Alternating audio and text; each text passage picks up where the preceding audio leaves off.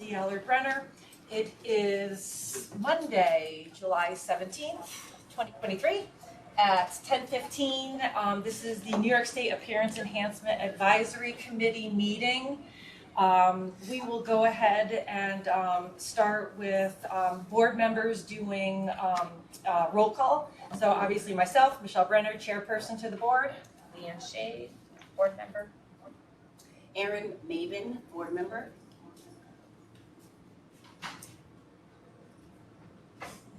Other board Anthony members? Fiore, board member. Is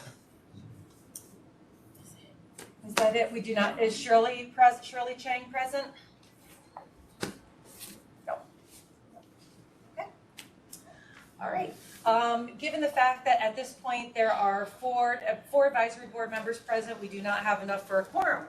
Unfortunately, we are not able then to go ahead and approve the minutes for September of 21, October of 21, April and May of 22, October of 22, and May of 23.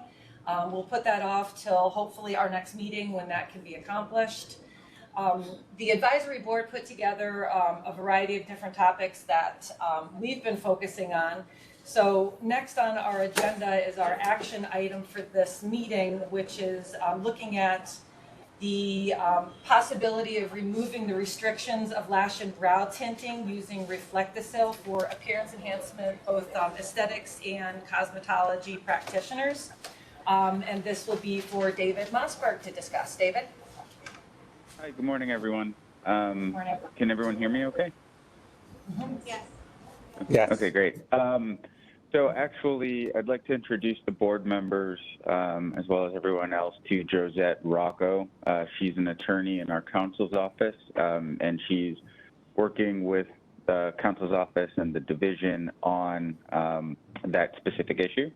So I'd actually like to turn it over to Josette, and she'll be able to provide more information to the board members and the public.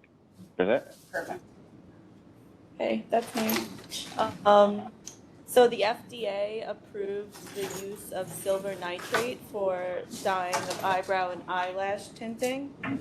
And New York State's prohibition on that dyeing recently got a lot of news attention.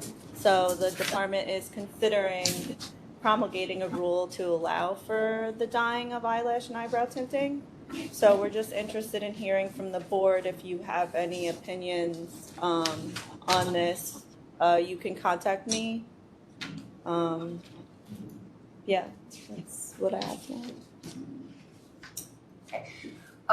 Rosette, we actually had submitted, obviously some of the documentation you probably saw, but I did put through an actual proposal also that all of the advisory board members were in agreement in support of allowing lash and brow tinting for licensed cosmetologists and estheticians. One of the things that we found that was really great also that the FDA did in conjunction with their, I guess, quasi-approval of that, approval of that particular color, was that the use was for professional use only. And that really meant a lot to us as board members. We've discussed with the board itself here several times as well, that this has been, oh my gosh, years and years people have been performing the treatments. So it was, vegetable dyes or a variety of different things that they were using. So we really wanted to push for the approval of the ability to be able to professionally do this, just for the safety of the consumers as well as the practitioners, and especially given the fact that the FDA did approve the color now. It was just one more thing we could add to our services. Thanks. Anybody else? Agreed. Seconded. Yep. Is there anything else you need from us? I don't think so. Dave, did we need anything? No, the proposal that you were speaking about, that was already shared with division staff, is that right? I emailed it a week ago. Yeah. Yeah. I emailed it to David. Right. Yeah, Jody. Right. So no, I think we have everything. It's just the department. We just need to consider implementation, their policy considerations, as well as also timing concerns.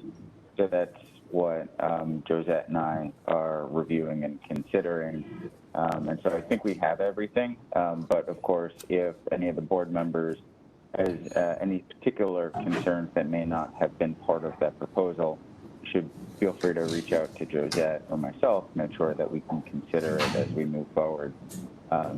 So there's no determinations made as of yet. It's just something that we're still working.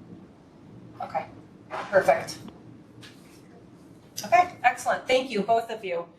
Next on our agenda are 4 topics for new business.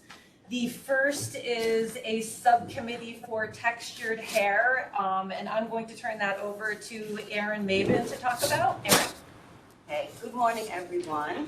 My name is Erin H. Maven, advisory member / educator and cosmetologist appointed by the Secretary of State, as well as Vice President of Education Development and co-founder of the Natural Hairstyle and Braid Coalition, known as the NHBC. I am responsible for spearheading the transformation of textured hair education in both private and public education sectors.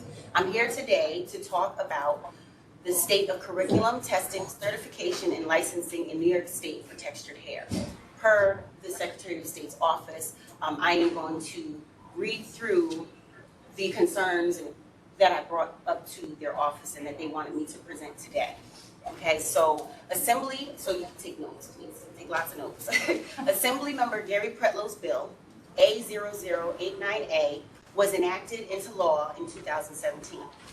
And bills A6927/S6528 passed in June 2023, both mandated an advisory committee to be created pursuant to the articles of each bill to advise the Secretary of State on texture education for curriculum and testing in cosmetology and/or natural hairstyling.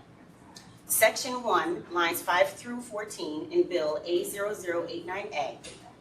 There shall be established within the department an advisory committee which shall consist of 9 members, broadly representative of the appearance enhancement industry, including 1 person engaged in the practice of either nail specialty or waxing, 2 persons engaged in natural hairstyling, 1 of whom shall be knowledgeable in the practice of styling techniques which place tension on the hair roots, and 1 of whom shall ensure strict adherence to quality services for all clients of all hair types, including but not limited to curl pattern, hair strand thickness, and volume of hair. 1 person engaged in aesthetics. Section 2 from the same bill, lines 5 through 13, the advisory committee shall advise the Secretary on all matters relating to this article, and on such other matters as the Secretary shall request, and advising the Secretary on matters concerning professional education or curriculum, inclusive of the maintenance of cultural and ethnic awareness within the prescribed curriculum in regard to hair types, including but not limited to curl pattern, hair strand thickness, and volume of hair. The advisory committee shall, to the extent practicable, consult with the State Education Department. And this act shall take effect immediately. So in June 2022, Bill A6927/S6528 for texture education and testing was introduced by legislators and passed in both the Senate and the Assembly and is currently awaiting Governor Hochul's signature. It states in promulgating such rules and regulations, the Secretary shall consult with the State of Education Department, the advisory committee established pursuant to this article, any other state agencies and private industries representatives as may be appropriate in determining minimum training requirements. And I just wanted to give you an overview of concerns and some solutions. Okay, so limited testing sites. There are very few testing sites available for both written and practical examinations for textured hair. This is a major barrier for students who are trying to become licensed. For example, the only natural hairstyling practical is available at the Empire School in Manhattan.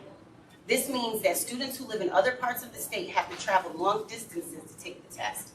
Adding the Education Opportunity Center of HVCC as a testing site for both the natural hair program and cosmetology, this would make it easier for students in and around the capital region to test without geographical barriers. The next one is inadequate number of schools. 65% of the population has textured hair. The Crown Act protects individuals who wear their natural hair, and future professionals should be trained to meet the rising demand for textured hair care. There is also a growing endemic of permanent hair loss in Black women due to lack of standardized policies, procedures, and training of professionals to be efficient in natural textured hair.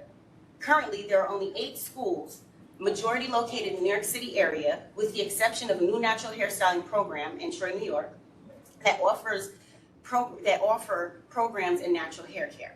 This means that students who want to become licensed in textured hair have limited options. Many students are forced to attend cosmetology schools that don't offer comprehensive training in natural hair care.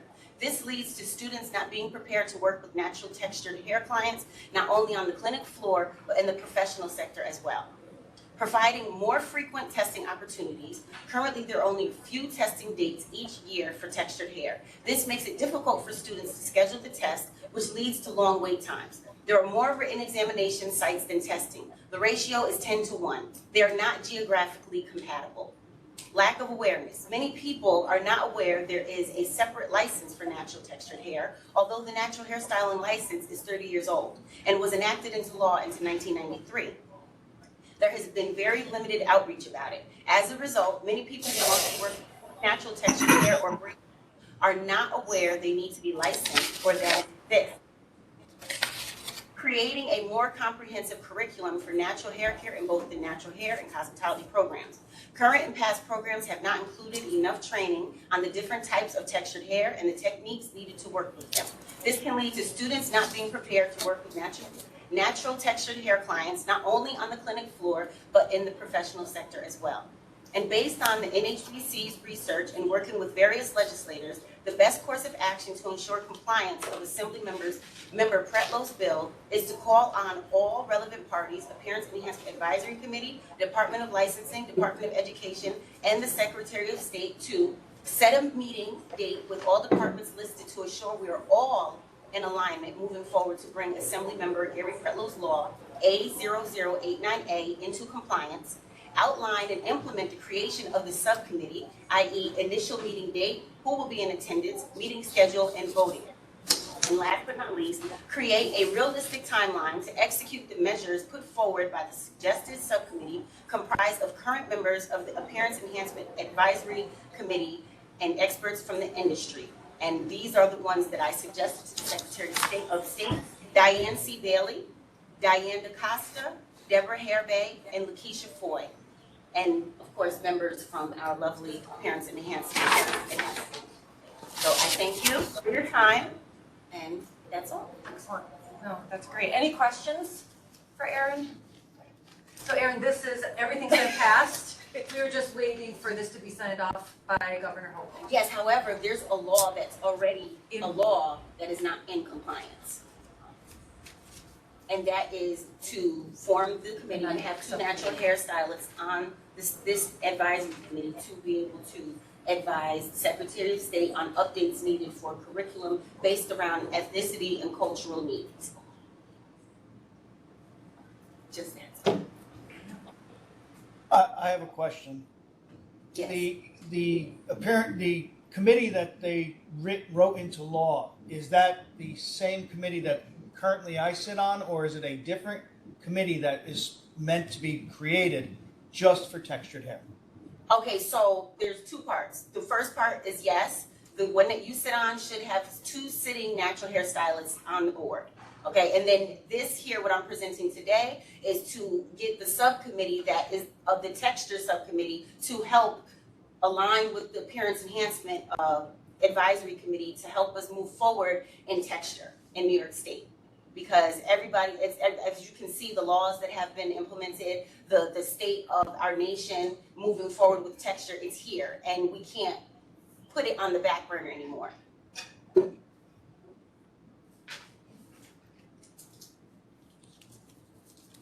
So it'd be 2 subcommittees, 2 9-people subcommittees? No, so our appearance enhancement, and then just a separate subcommittee for texture. A texture subcommittee that's going to help get all of this stuff, you know.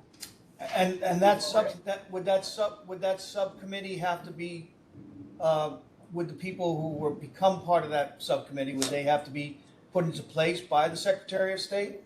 Yes, and I've already sent my suggestions. Good. And so I'm opening up to see who on the Appearance Enhancement Committee would want to also be a part of that committee. Yeah, so we need some, like myself, I'm obviously going to be a part of that, but we need other members to be a part of that committee as well. Because we want it to be a cohesive group, so we're not just, one-sided, but we're bringing all of the elements together so we can push the law and legislation and make sure it's compliant. Excellent. Any questions? Anybody? Erin, I think that's great. Thank you. Thank you for the information. I think this is one of the things too that we're working on. And David, I think at least for myself, I'll speak for myself on this, but trying to get my footprint down and wrap my arms around the legality of what we can and can't do and how things work. I struggle with that sometimes because I know we can bring stuff to the board, but we don't really have a lot of say in legal issues and moving things forward. I guess a little direction or insight for you might be helpful on how we can better do that, if you even have an answer for that. I might have an answer. So the advisory committee itself, so the appointed members that are appearing today, they can advise the secretary on basically anything that concerns Article 27 of the General Business Law. So anything that relates to the field of practices that is subject to our regulation. At any point, really, this body can create sort of a specialized subcommittee to address and make recommendations on specific things. And whether or not, in some instances, there's a legislative action that requires the creation of a special subcommittee. And in other instances, it's just whenever this body believes that there's something that's important that needs sort of more regular or special attention that could be addressed in the periods between these regular formal open meetings. And then the recommendation of the subcommittee would then be brought to the full advisory committee that would then be subject to consideration by the Secretary of State. So, this special subcommittee is part of legislative creation to some degree, but also it's just something that this committee can just create, discuss, the issues that they find to be critical, and then make a recommendation if it's decided that, a particular recommendation should be made to the Secretary of State's office. So I hope that answers the question. It does. I know Erin's got a question as well. My other question is, any special subcommittee that we create, does it also require a staff member, a Department of State staff member to be part of that subcommittee as well? Usually that's beneficial. Right. I know usually like Jody or somebody would like to appoint somebody, and then depending on sort of the subject matter of it, it's sometimes advisable to have, somebody from counsel's office there, because, let's say, for example, it's a committee to discuss, the legality of certain types of procedures. Somebody from counsel's office could help determine early on if something, let's say, is outside the scope of what the committee is doing. And so it might save the committee time from sort of going down a road that, may end up being something that they couldn't do anyway. So usually it's advisable to have somebody from the licensing staff and somebody from council. Okay, excellent. So I just had a couple of, questions. The one question I had was, how can we create more transparency when it comes to new laws that impact our industry, right? Because I feel like our committee, we're not really aware. I found this information because I'm a nerd and I Google stuff and I read, but not everybody here is privy to, thinking in that manner. So how can the state communicate with us, whether it's sending an email, a communication to say, this is what's happening in 2023, right? And I also know that there's a new textbook from Milady Standard that when I spoke to some people in the Department of Education or whoever it was, they weren't aware there was a new book and they didn't actually have the new book. So I think it's important that when these changes happen in our industry, we're aware so we can bring it into, our meetings. New York State is typically on the helm of change, right? And there's a lot of states now that are doing more active things like Louisiana around texture. We have the opportunity to stay and be more progressive with our movement when it comes to information that we're finding out on the back end, right? So there's a law that's been passed or is getting ready to be signed by the governor. I'm pretty sure nobody in here has that information until I brought it to them today. So I think it's important that when those things happen, we get a communication that says, by the way, this bill is in holding or this bill has been passed, so that way we can then be up to date on everything. Right. So, with respect to the 2 points, I would say with respect to like the new textbooks and things like that, that's not really sort of a legislative issue, so I can't really speak to information about the textbooks and sharing information of that sort.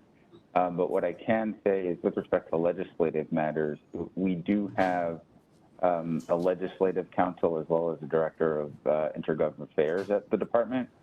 And usually when there's any sort of legislative action or bills that we would call sort of two House bills, usually we are informed of that, and the department generally won't comment on any bills that haven't been passed by both houses, even if it's a two-house bill. They actually have to be passed first. But I do know, I believe back in like March or something, we did send out a communication to the industry about particular practices and procedures.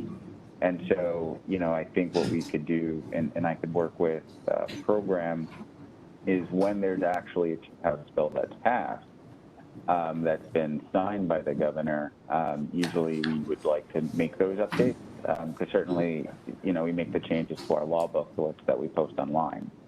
And so I think we could work with Jody's team and the licensing side to be able to send out those email notifications to our licensees and the public about when something has actually been signed by the governor.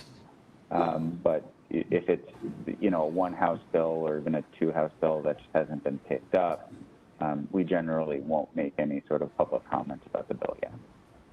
Okay, that's good to know. David, is there one particular place that we can keep an eye out for things like this, or not really?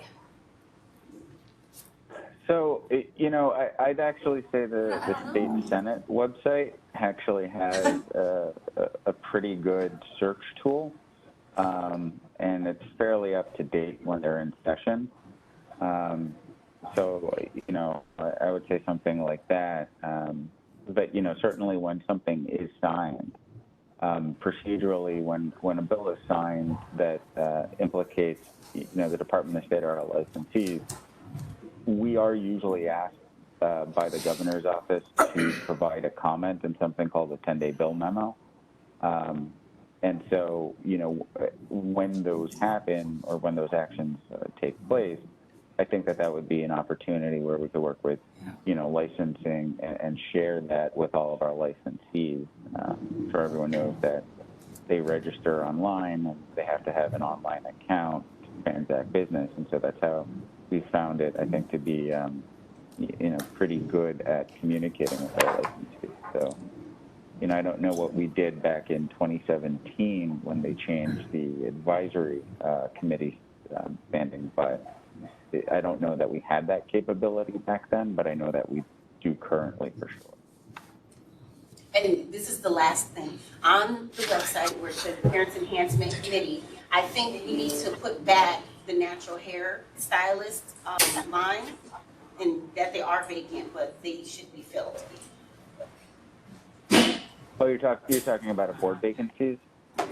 Yes, it's not stated on there. It just says hairstylist. Yeah, it just says hairstylist, and then it says vacant, it says cosmetologist, hairstyles. There should be 2 spots that say natural hairstylist. There used to be, and then I believe it was like, They're like implying, and that should say natural yeah, it should have, hairstylist. yes. So we have to add that back. It was on there before, and then it got removed. Because a cosmetologist It's not a natural hairstylist. David, that would be great if we could have that insight when you've got that 10-day bill memo, because and as the advisory committee grows and our seats get filled, hopefully, I mean, there's not a single one of us that would not be completely open to try to get that information out there via different ways. I mean, we have assets obviously through the school and through graduates and through other things as well. So we could certainly help to get information that's out there, and that would be huge for us. Any other questions? Thank you. Next under new business is cosmetologists versus estheticians license requirements, and forming a subcommittee. And I'm gonna chat about that, and I've been on this particular board since I think 2016 and involved for a while. We've talked about this a million times, and if I'm not mistaken, I think, David, we've even had this conversation at one point. It's quite a hurdle to jump through, I believe, but I think it's really important to take a hard look at separating the aesthetics licenses from the cosmetologist licenses. Still, even from the mid-90s when the individual aesthetics waxing and nails was introduced, they never separated them from cosmetology. The education's completely different. It's completely different. Cosmetologists spend a total of 60 hours covering makeup, skincare, facials, skin physiology, where aesthetics does 600 hours of it. Cosmetologists are not at all educated or trained coming out of school to be performing facial treatments and working as estheticians, or even really nail technicians, maybe manicures and pedicures, but certainly not artificial work, whereas the nail program's 250 hours of just nail work. I think our big responsibility, although we have several different objectives, is obviously protecting our consumers, and the only way we can protect our consumers is if we know that our licensees are properly educated. And that comes from our curriculum. And if you even just look at the core curriculum of cosmetology versus aesthetics versus nail specialty, they're completely different. They're completely different. So now what we're seeing is as all of our professions have advanced, but now we're seeing people getting into all of the different skincare treatments and potentially ablative treatments and all the things that we're dealing with for scope of practice. We have cosmetologists that have no skin training at all out there performing microdermabrasion and microneedling and dermaplaning and all of these other things. Now, many of them have taken classes in them, but a one-day dermaplaning class for 7 or 8 hours does not cover the skin physiology, disorders and diseases and sanitation that you need to understand who you should and shouldn't be working on. From the legal standpoint in the state of New York, I know it's an enormous hurdle to try to somehow separate this. Some of the conversations that I had with my fellow advisory members were to do a variety of different things, a grandfathering time frame, because there absolutely are cosmetologists out there that are practicing aesthetics. They have been trained, they have been educated, they're doing an excellent job. So perhaps we give, we have a grandfathering time period that those people, if they apply, they're grandfathered in.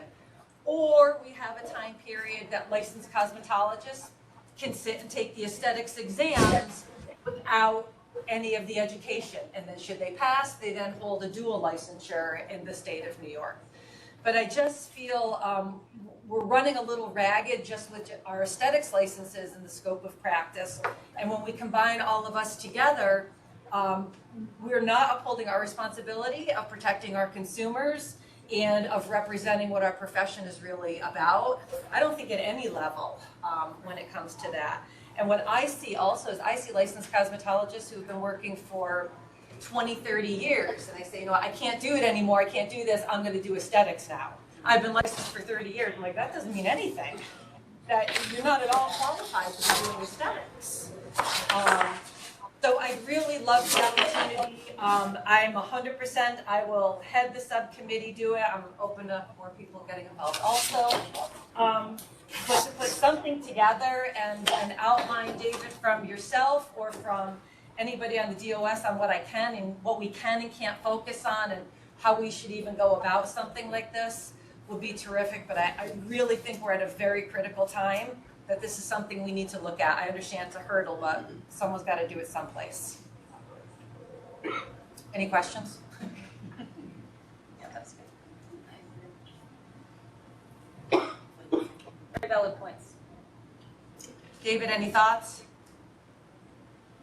So just so I understand it, it's your interest in ensuring that Cosmos receive additional training in aesthetic type work, or is that basically it, like requiring them to do something else? Well, I think that we need to come up with a crossover time period, because in New York State, we've allowed it forever. We can't just say, okay, as of tomorrow, that's it.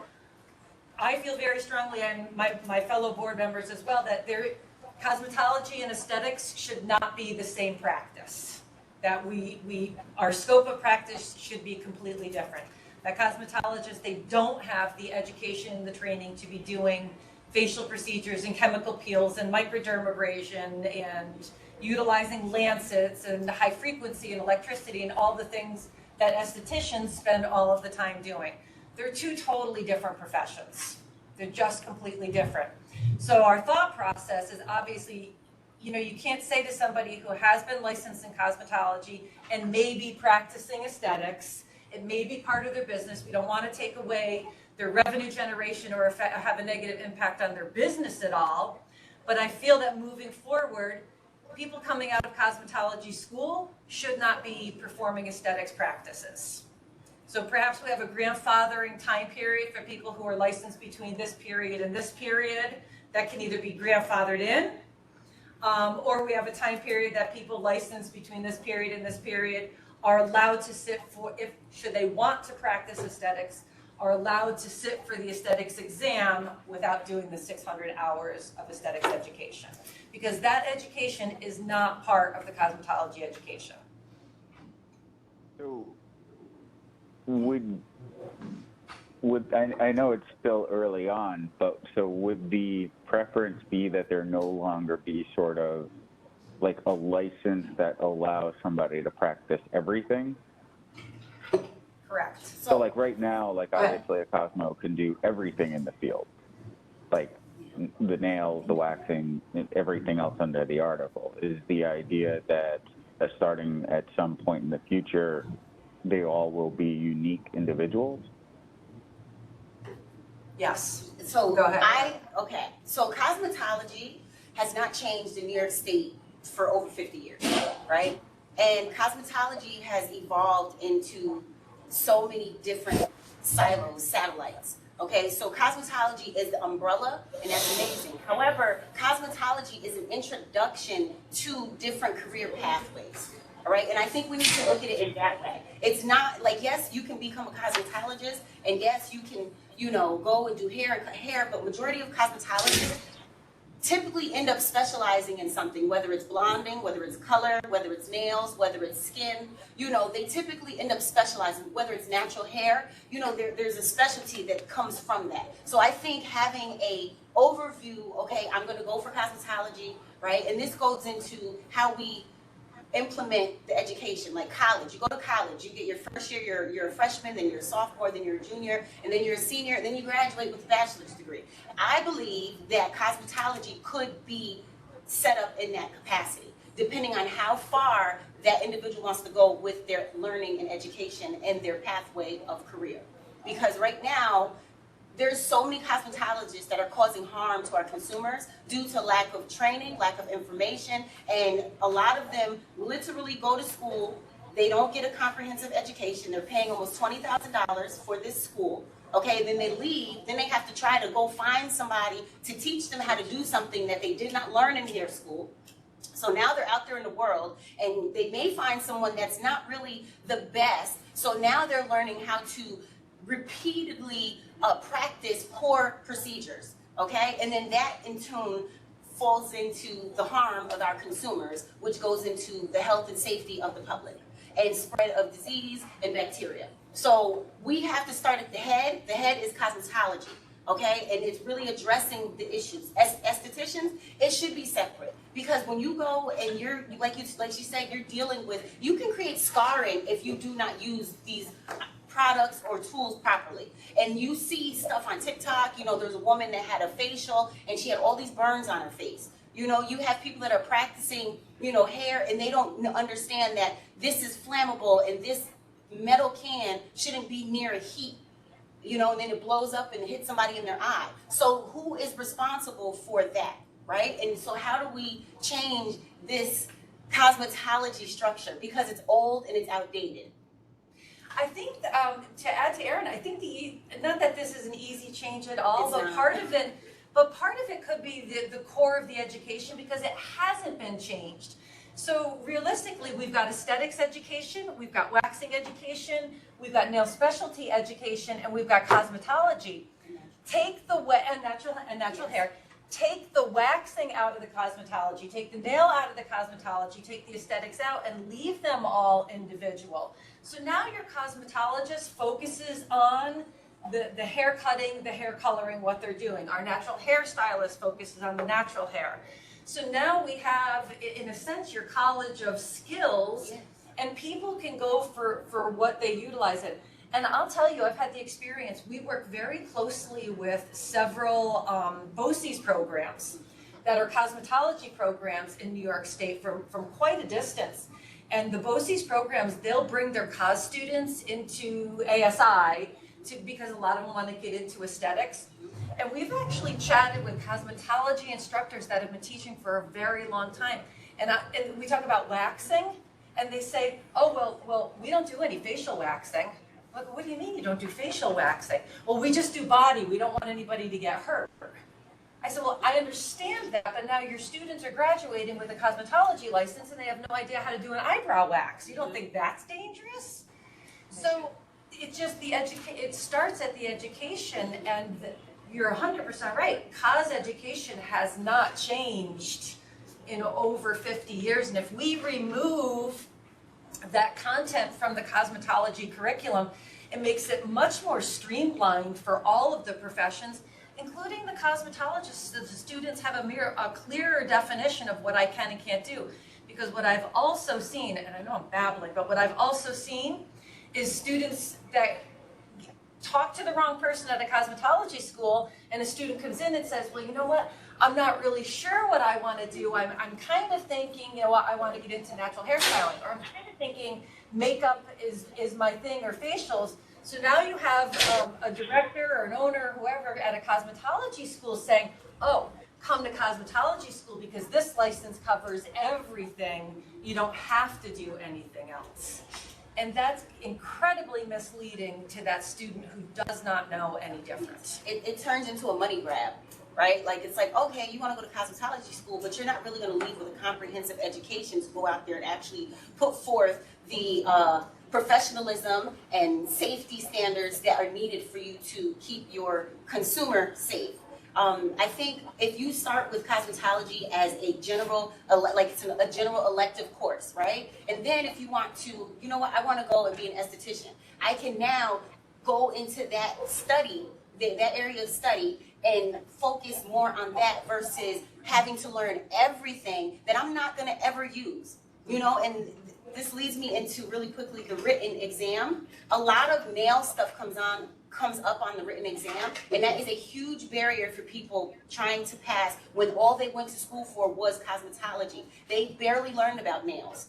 And the written is typically filled with nail information. And I understand it randomly chooses the testing, but I think the testing needs to be more comprehensive as well, aligning with these subject matters for our future professionals to have a better standpoint in the world. Like, we're setting them up for failure. And right now there's a huge gap from graduation to becoming a professional. And they're in this gap, so they're going inside of their house, they're doing hair because they have a license or a temporary license, and they can go to Cosmo Pro or Sally's or wherever and buy hair color. And then now they're doing the hair color in their house, causing harm. So there's just this domino effect that's coming from cosmetology and the lack of comprehension that's able to create sustainable pathways for these different subject matters. And as a salon owner from a fairly large 20 plus employees, the majority of people that I hire, because our main focus is hair, we used to do nails until we implemented the ventilation system because we didn't do artificial nails. Part of the reason, one, I can't compete with the salons that's all they do because they get much faster and they can charge way less. Two, you get people in, stylists in, they don't want to do that. So they're cosmetologists, they're licensed to do nails, but nobody ever wanted to do it because they don't make as much money on it because they're not as fast because they're not doing it all the time. And the same goes with aesthetics. I have just specifically somebody who went to school for aesthetics for the same reason, liability. I don't want my cosmetologist I know, that's what I went and did. You learned the bare bone minimums. And to use a lot of the stuff that's out there today, whether it's the products and or the machines that they have, like dermablation and stuff like that, they just don't have the knowledge or the skill. They haven't been taught to do that. So I don't want them as a salon owner doing that. I don't want that additional liability. But most of them don't want to do it anyway. They go to school for cosmetology. The majority of them come out, they want to do hair. So it's kind of like separating, not so much, you could have little, things that they can add on, whether it's waxing or if they wanted to get into nails, something separate, or and go into a full-fledged aesthetics program. But to actually have them be licensed to do that when they come out from a full-fledged cosmetology program, I just don't think with 1,000 hours that New York is stepped up for, which is one of the lowest in the country, is, covering enough of that information to protect our consumers. They need continued education.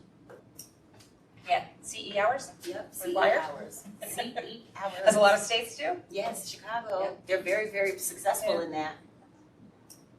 Which a lot, with some of this stuff that they've been talking about will actually lead into a little bit of our next topic. Okay.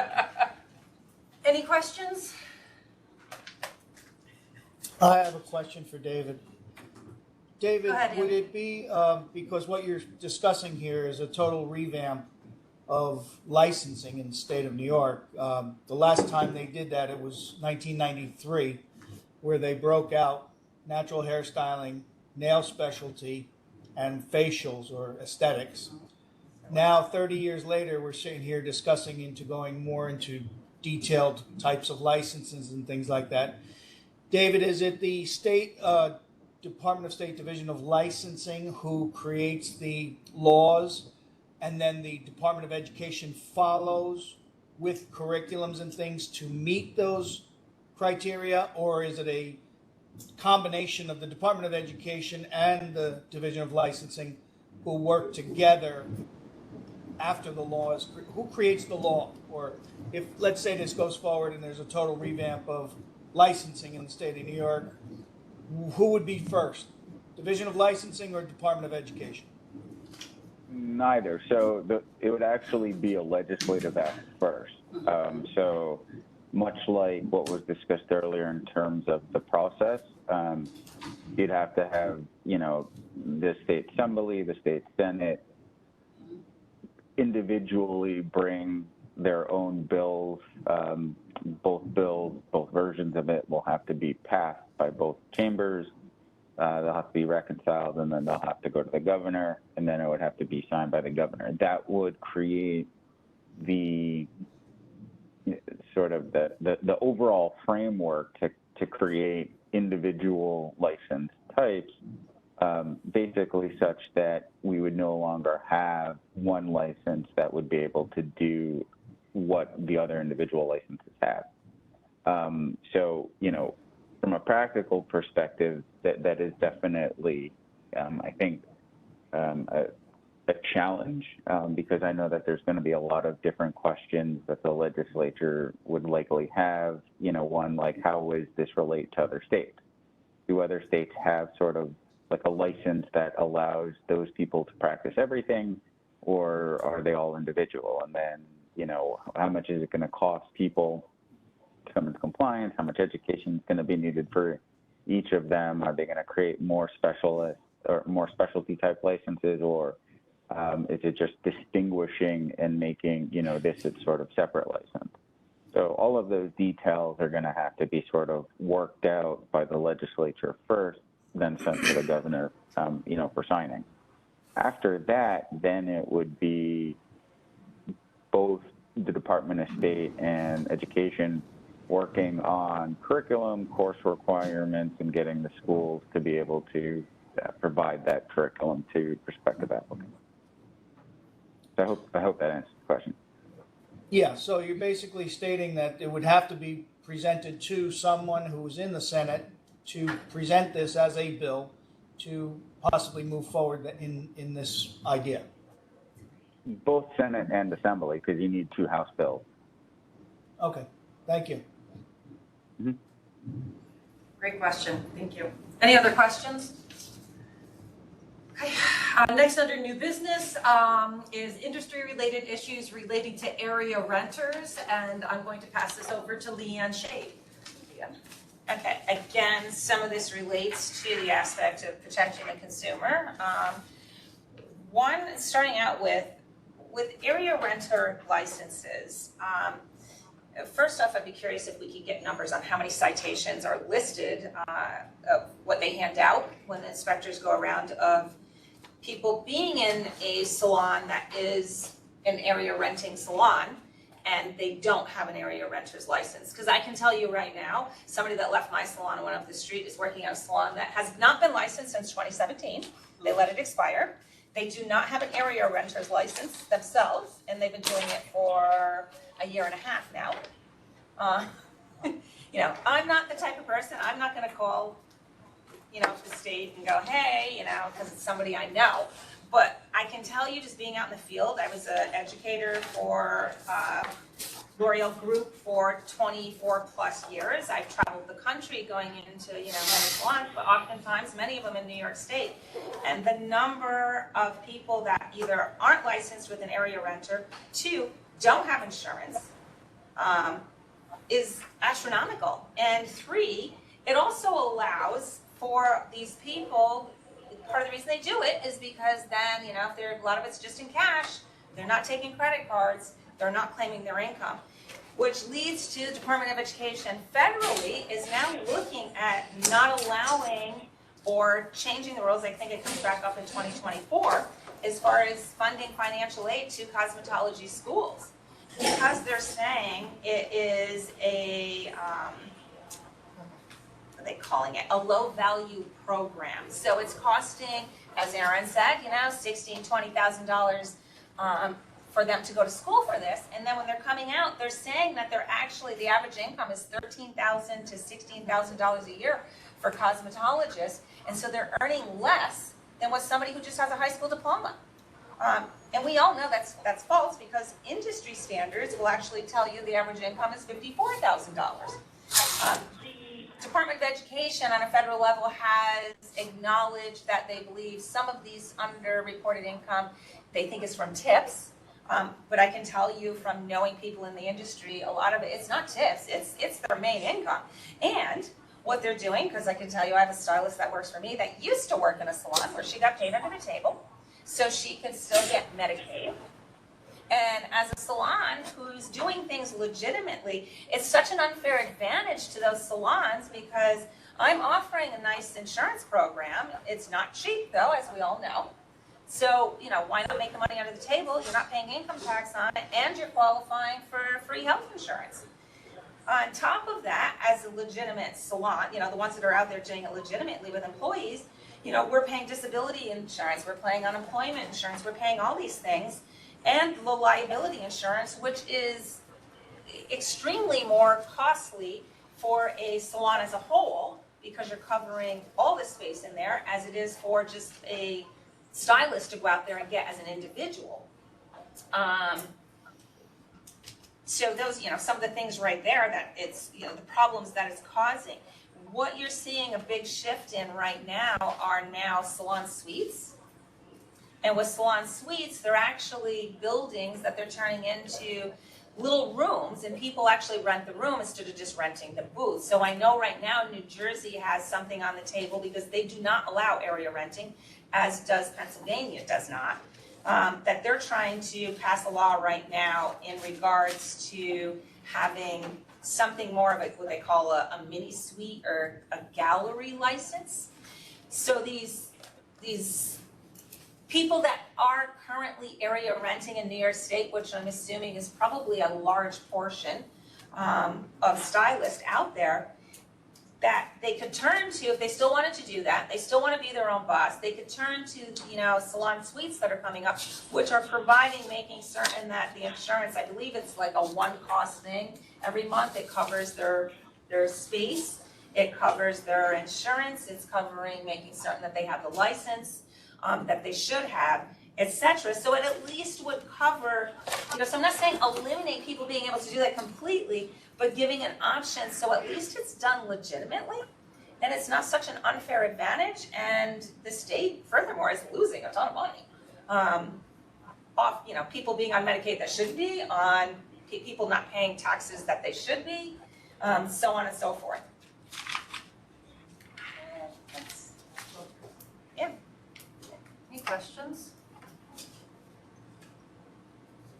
I mean, I can tell you right now, I have somebody that works for me 9 to 10 hours a week, and she's making $22,000 plus her tips. So to say the average income is like $16,000 is so low. So I guess my thought is, if anyone knows this, and I think is it usually John Goldman that does? It's me. Oh, that's right, you're the new John, that's right.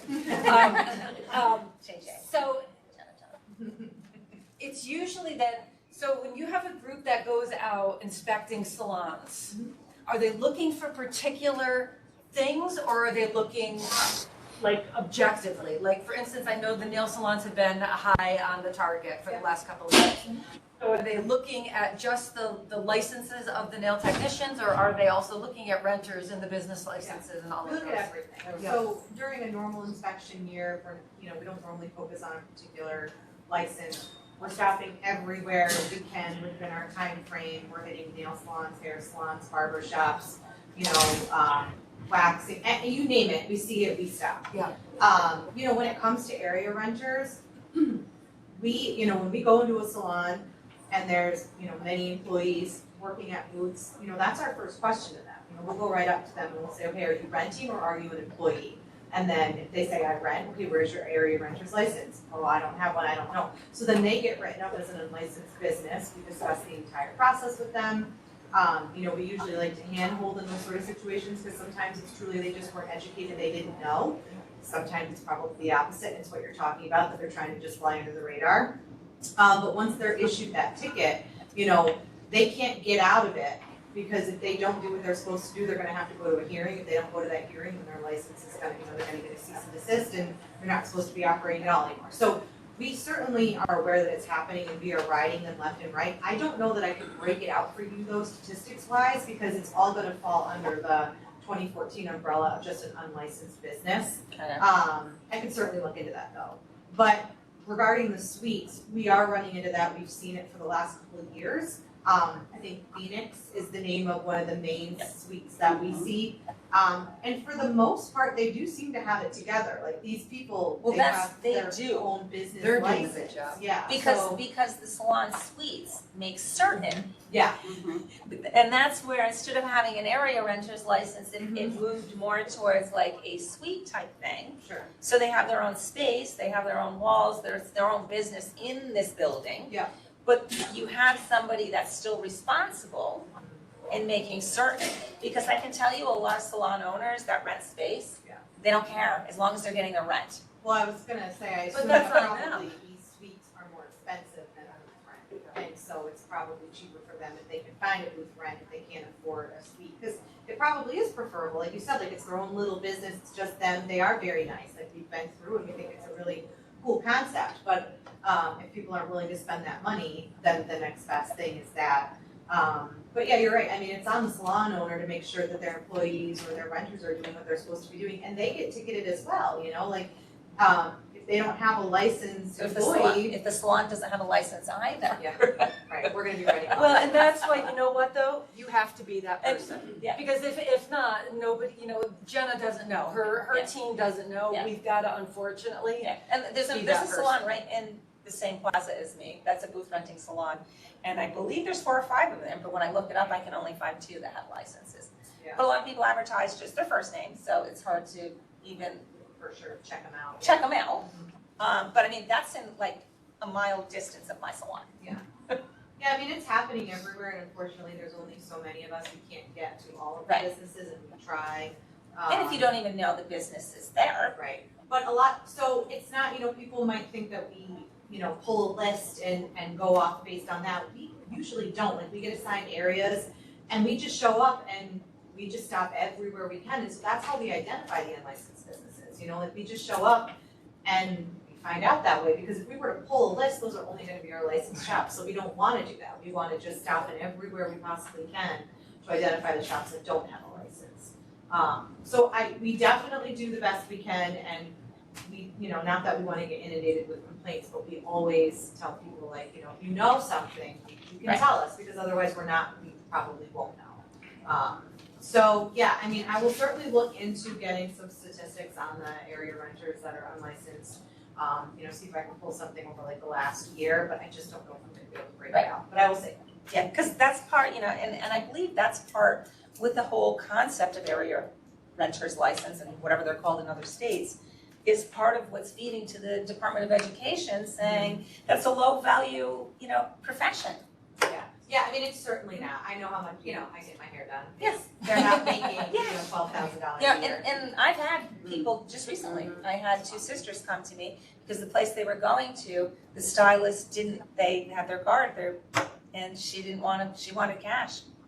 And they're like, we don't have cash, so they Are stopped. they doing a lot of like Venmo stuff, are you seeing that as well? Well, that's part of why Venmo's starting to, yes, catch on to that too, absolutely. Yeah, that's what I figured. Yeah, and in other cash apps. I would assume, Dave, this would probably be a labor thing, right, as well, when it comes to, Labor, Wages? income, tax, IRS. Yeah, I think it would fall under all of those other agencies as well. we used to do like referrals to other agencies, and so maybe we can look at that when we start, initiating that program again. Maybe when we go in, we ask, you know, how is everybody being paid, and if anybody's a little like sketchy, we can do an agency referral that like, hey, when DOL's out in the field, you might wanna check out these shops. I don't know what their protocols are, but. My payroll got audited once by the IRS federally, and they came in, started looking at my books, and she was probably there a half hour and was like, wow, you like pay like your people a lot of money, and I go, yeah, I'm legitimate. Yeah. And you know, she was shocked, so what's that tell you? Right. Okay. Jenna, thank you. Yeah, and what I try to teach my staff also, and a lot of stylists, they're short term, a lot of them coming out, they're young, so they think like, oh, this is great, make the money, you know, under the table, I don't have to pay tax on it. But what they forget is that's gonna add to their social security when they get older, as far as what they're gonna get. When they go to get that car loan and that mortgage loan, it's Right. legitimate income that can be proven. Right.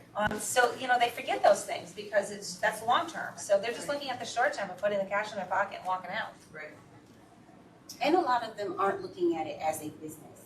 You know, Well- like I am a professional, this is my business. It's really like, oh, I just do hair. You know, because it's that stigma of hair is just a hobby that people do because they couldn't make it in anywhere else, when that's far from the truth. Or the other thing is they go rent a booth, which, you know, you walk in and you say to the person, you know, hey, I want to rent the space. They're like, okay, let's do a little contract. And all of a sudden, like, yeah, I opened my own business. Like, that's not really opening a business because it's nothing what I had to do Yeah. right, to open a business. Okay, thank you, Leon.